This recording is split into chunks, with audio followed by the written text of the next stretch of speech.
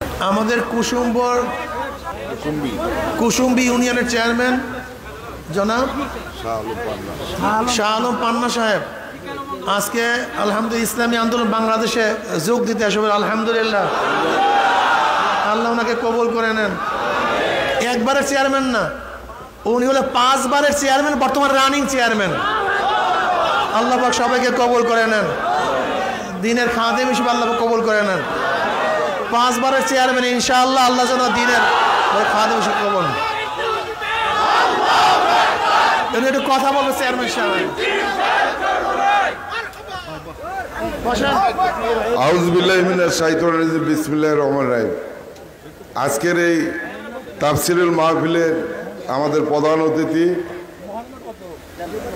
ইসলামী আন্দোলনের শায়েখ ফজলুল করিম, ওনার নেতৃত্বে আমি যতদিন বেঁচে থাকব ইসলামী আন্দোলনের সাথে যুক্ত থেকে এই পৃথিবী থেকে বিদায় হতে চাই। সবার কাছে দোয়া চাই। আসসালামু আলাইকুম। আরেকজন আমার ভাই, তিনি হলেন শেরপুর শহর বিএনপির সহসভাপতি।